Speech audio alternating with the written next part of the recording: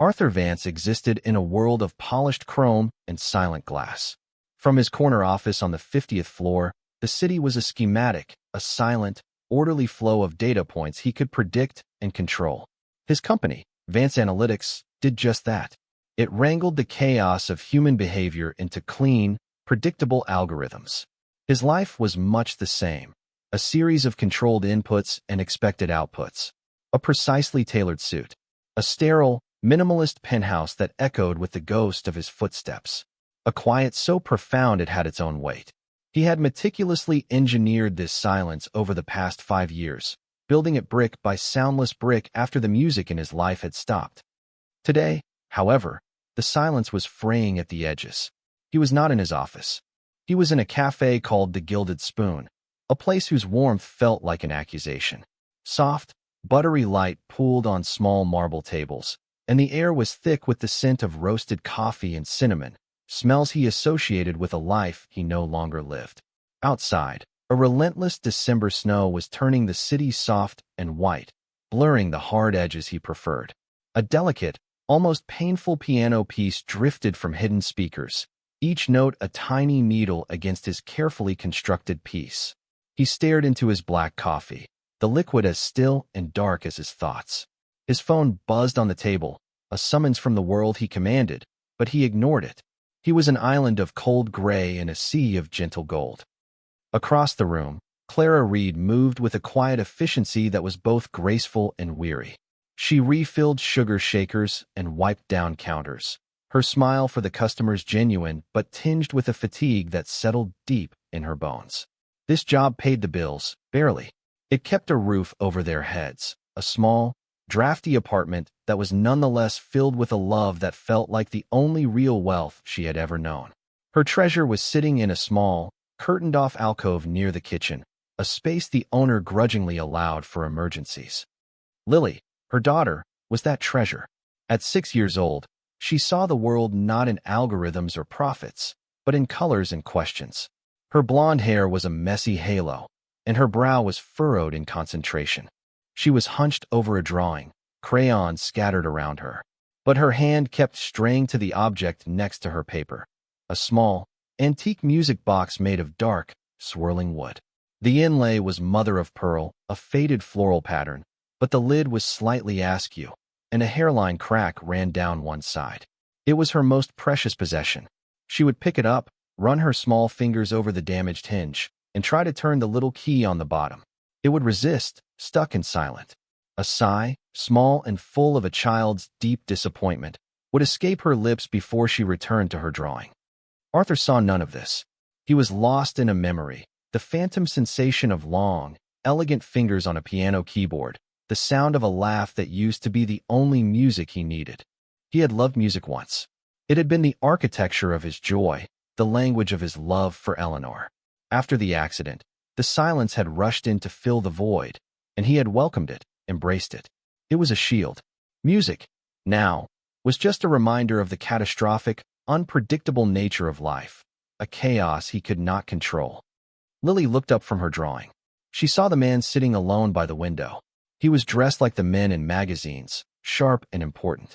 But he wasn't looking at his phone or reading a paper. He was just staring. He looked quiet. Not the good kind of quiet, like when Mommy read her a bedtime story, but the sad kind. The kind of quiet her music box had. Broken. An idea, pure and simple as only a child's idea can be, bloomed in her mind. Mommy said you should always ask for help when you can't fix something yourself. This man looked like he could fix things. He looked strong and serious, like a person who knew how complicated things worked. Clara turned from a customer, a polite smile fixed on her face, and her heart gave a familiar lurch. The alcove was empty. Her eyes scanned the café, a knot of panic tightening in her chest. She saw Lily's small form, a bright spot of pink in the muted tones of the café, standing beside the table of the man by the window. The man who radiated a cold, unapproachable aura. Arthur was startled from his reverie by a small, hesitant tug on his sleeve. He looked down. A little girl with eyes the color of a summer sky was looking up at him, her expression one of utter seriousness. In her hands, she held out a broken wooden box. "Mister," she said, her voice clear and small. "Can you fix my music box? It plays the song Dad used to sing to me."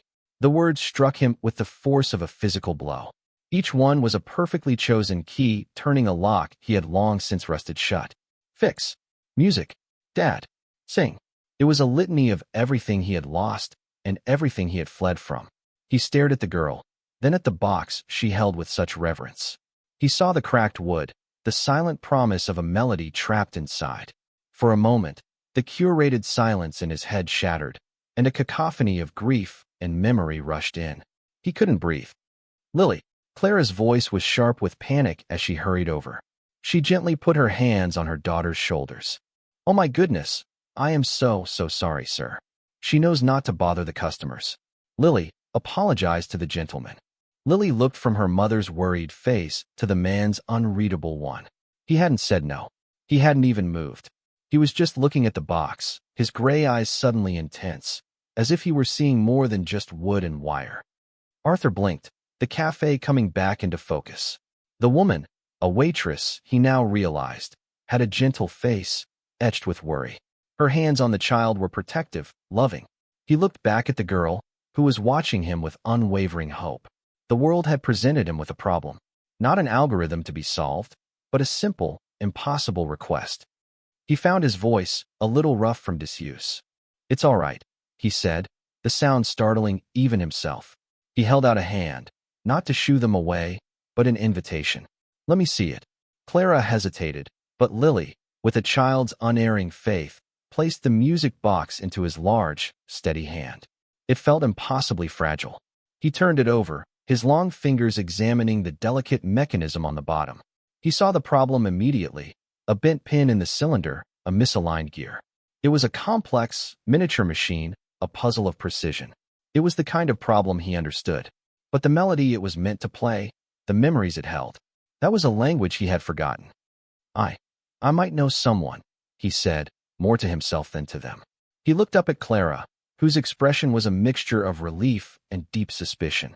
People in her life didn't offer help without a price, especially not men who looked like they owned the building, not just the coffee in it.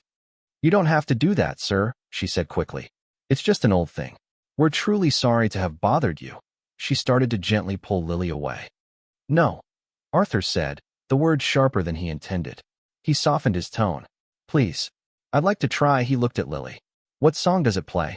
"I don't know the name," Lily said, her hope returning in a rush. "Daddy just called it our Sunshine song." Sunshine. Arthur hadn't thought about sunshine in years. He lived in a world of cool, artificial light. He looked from the broken box to the hopeful child to the wary mother. An impulse, foreign and unsettling, rose within him. He couldn't let them just walk away, back into the background of his life. He couldn't return to his perfect, empty silence. Not yet. "The cafe is closing soon," he stated, glancing at the clock on the wall. "I'm a terrible diagnostician on an empty stomach. Would you allow me to take you both to dinner?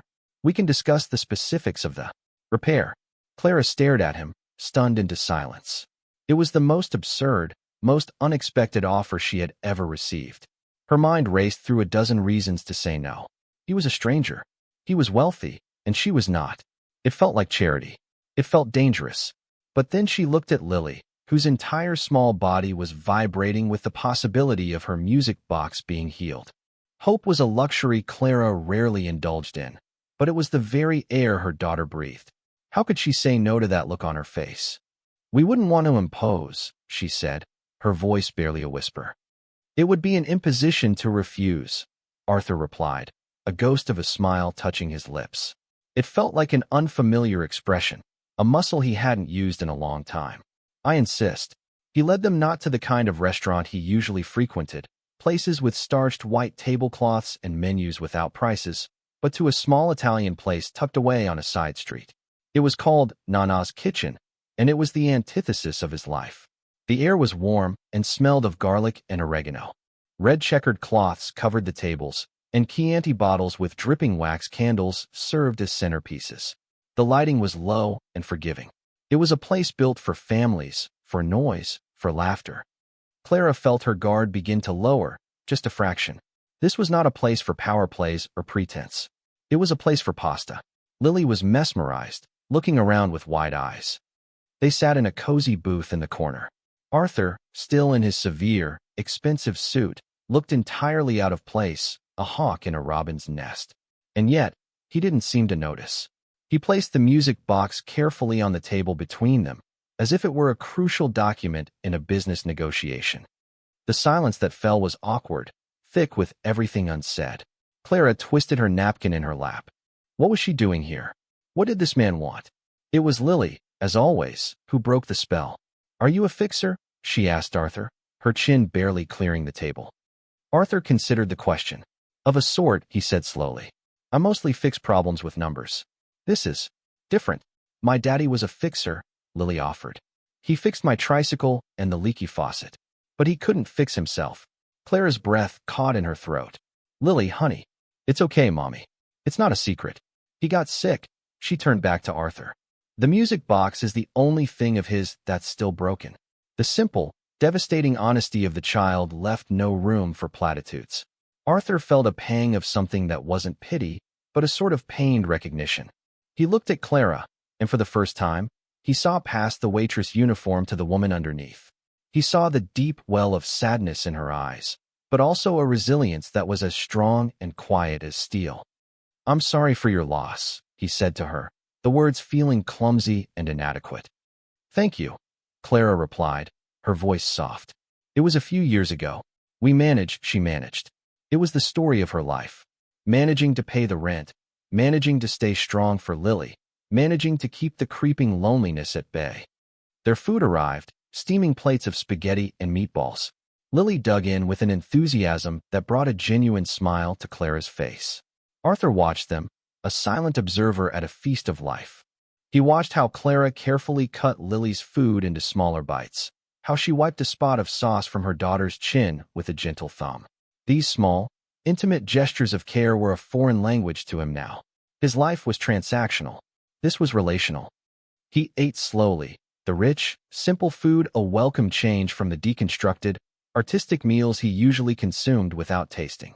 He found himself listening, truly listening, as Clara, prompted by Lily's questions, began to talk. She spoke of her dream to one day open a small bakery, of the scent of rising bread that reminded her of her own grandmother. She spoke of Lily's love for drawing and her uncanny ability to find four-leaf clovers in the park.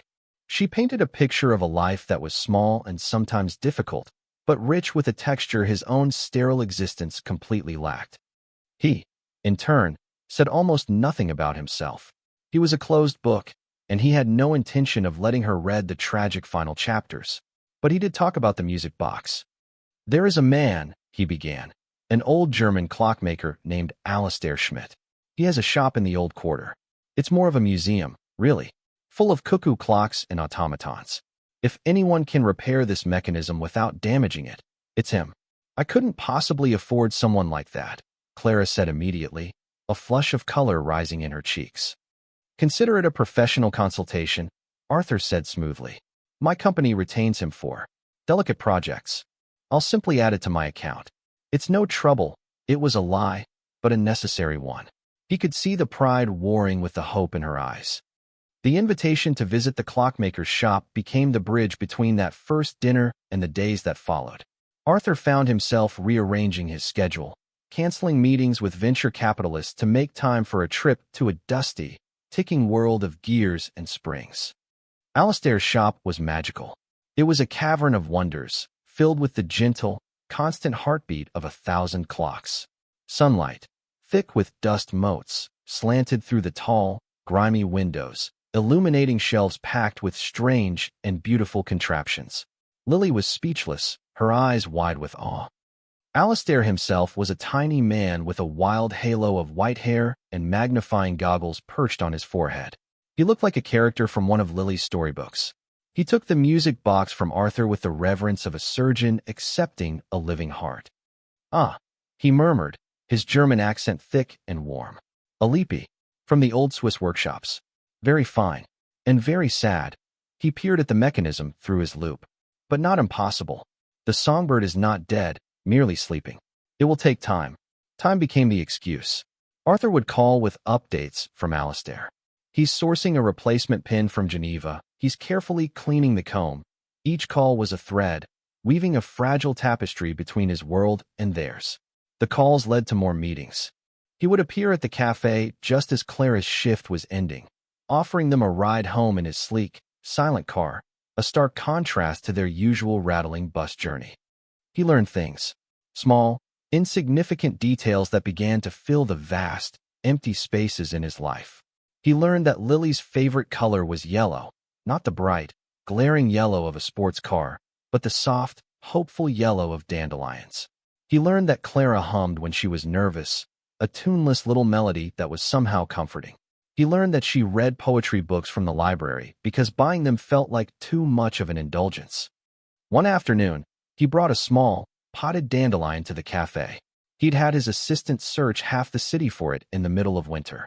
He handed it to Lily, feeling foolish and awkward. "For your collection," he mumbled. Lily gasped, her face lighting up. "A sunshine flower. All for me." She hugged the small pot to her chest. Clara watched the exchange, a strange warmth spreading through her. No one had ever done something so thoughtful, so specific for them.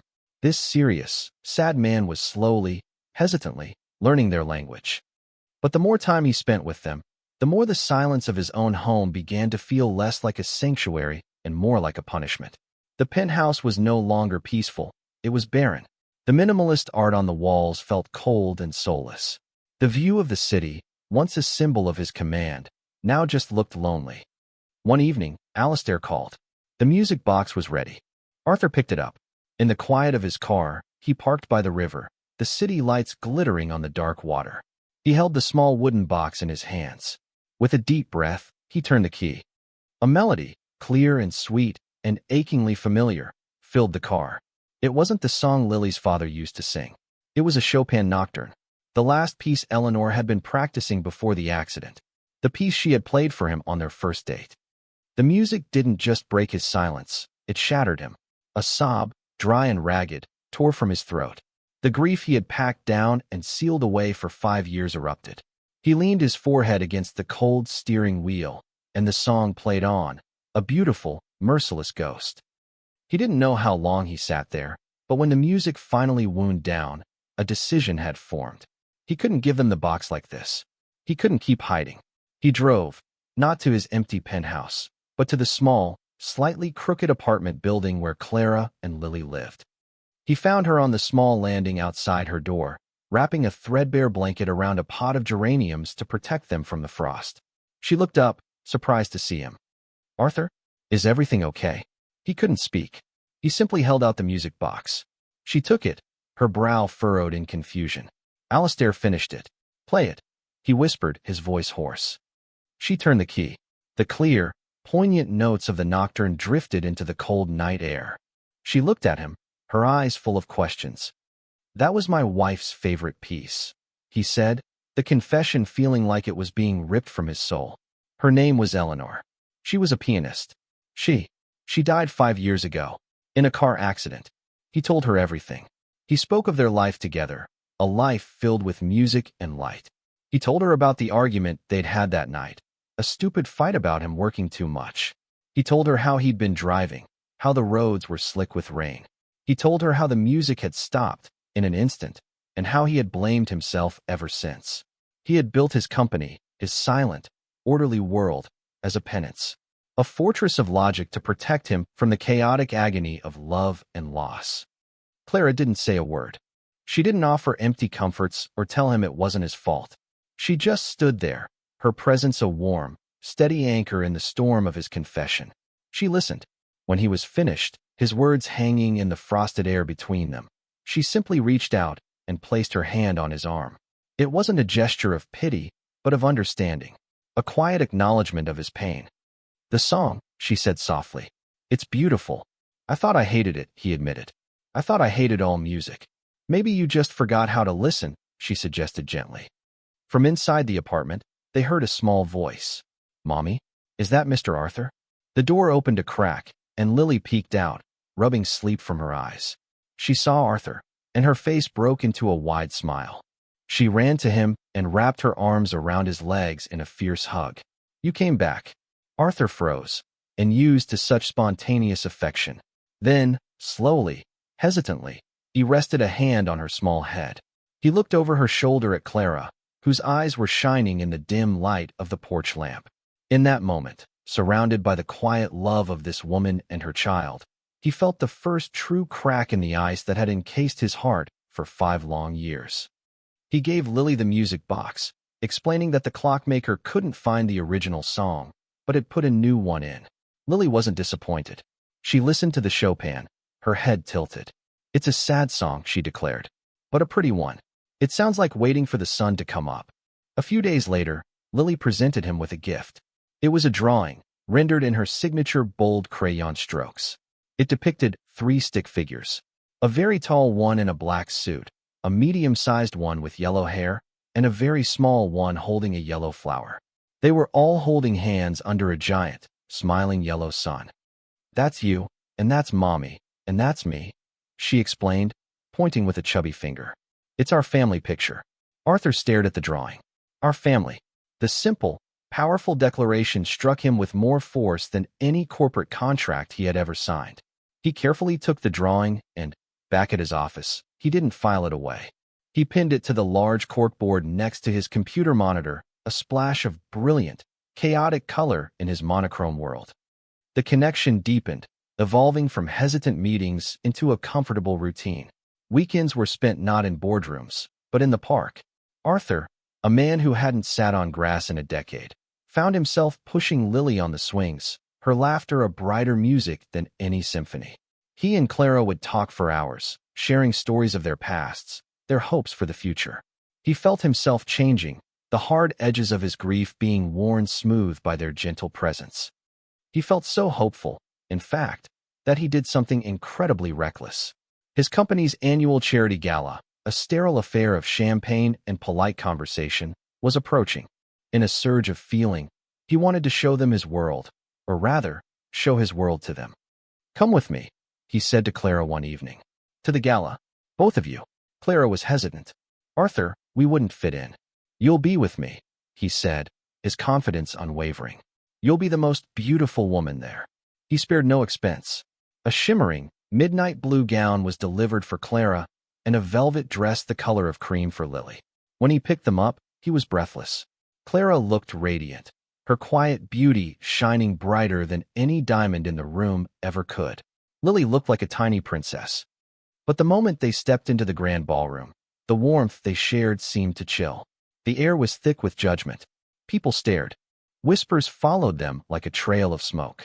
Arthur, usually impervious to such things, felt a muscle in his jaw tighten. He held Clara's hand, his grip a little too tight. The blow came from his chief rival, a man named Marcus Thorne, whose smile was as sharp and predatory as a shark's. Well, Vance," Marcus drawled, his eyes sliding over Clara with a dismissive smirk. "I didn't realize your company's philanthropic efforts extended to such personal projects. Found yourself a charity case." The words, slick with venom, found their mark. Arthur saw the light in Clara's eyes dim, her posture shrink. He saw the hurt and humiliation cloud her face. And in that moment, his old fears came roaring back, a tidal wave of panic and self-loathing. He was contaminating them.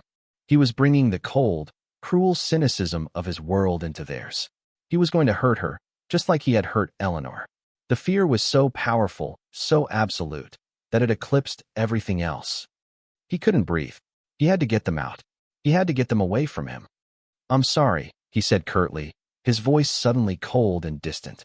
This was a mistake. He didn't look at her. He couldn't.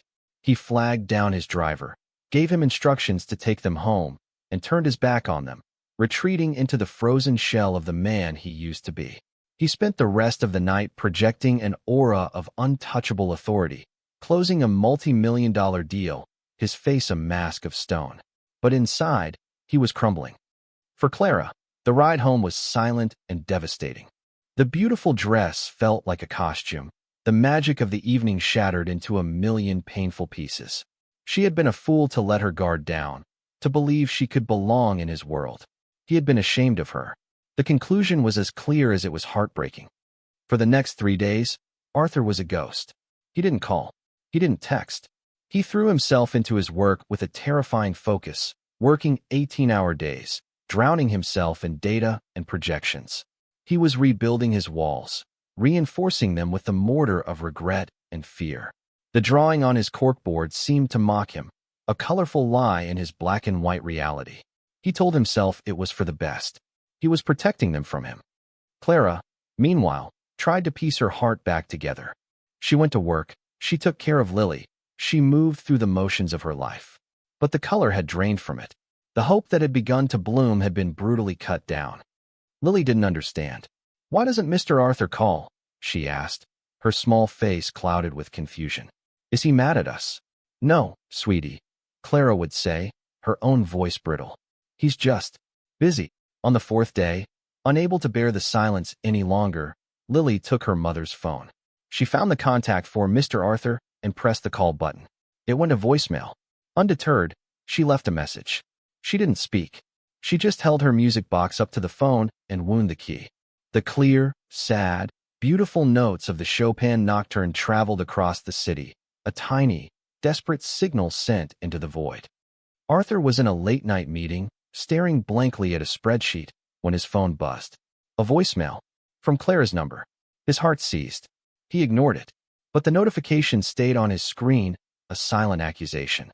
Later, alone in the echoing silence of his office, he finally played it. He didn't hear a voice. He heard the music. The sweet, poignant melody filled the room. Lily's song. Eleanor's song. It wasn't a reminder of what he had lost anymore. It was a reminder of what he was throwing away.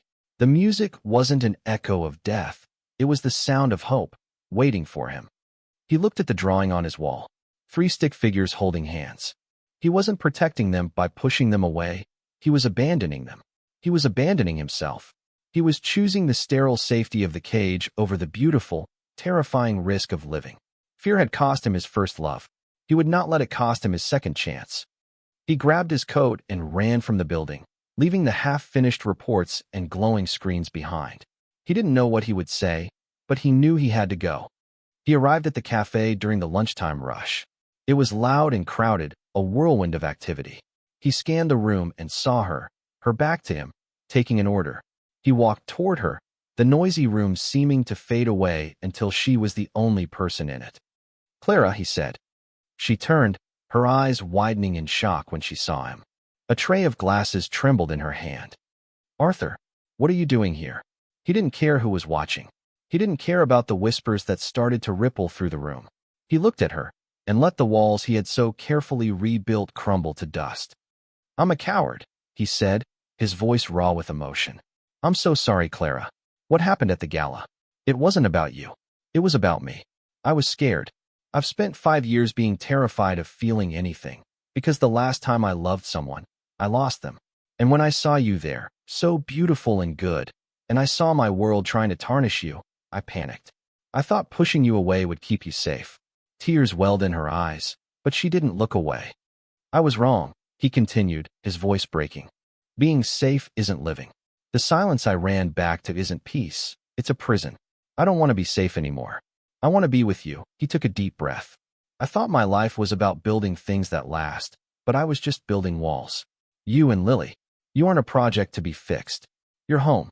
Please," he whispered, his pride gone, his heart laid bare for all to see. "Will you and Lily be my family?" Clara stood frozen for a moment, the sounds of the café fading into a dull roar. She saw the truth in his eyes, the raw, terrifying vulnerability. He wasn't the powerful CEO anymore. He was just a man, afraid and hoping, offering her the broken, beautiful pieces of his heart. And she knew, with a certainty that settled deep in her soul, that her own broken pieces fit perfectly with his. A tear slid down her cheek, but this time, it wasn't from sorrow. She nodded, unable to speak. Then she found her voice. "Yes," she breathed.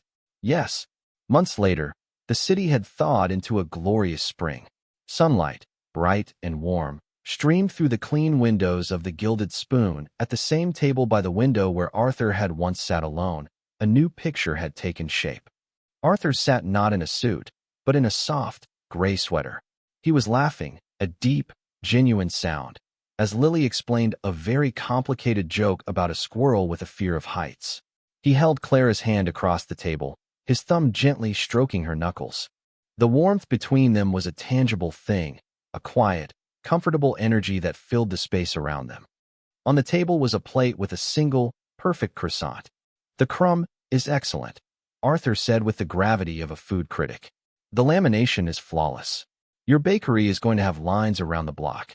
Clara beamed, her dream no longer a distant fantasy but a tangible plan, funded by a partner who believed in her more than she had ever believed in herself. Lily, finished with her joke, pulled the music box from her small bag. It was polished now, the wood gleaming. She wound the key. The Chopin nocturne filled the air, not with sadness, but with a sweet, resonant peace.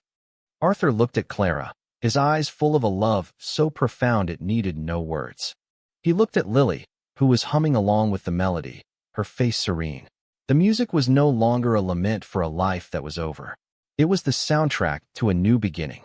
He had been a man who fixed complex systems, who found order in chaos. But he had learned that the most important things couldn't be fixed. They had to be healed. He, Clara, and Lily weren't broken pieces he had assembled. They were three different notes that, when played together, had created a new and beautiful song. They were home.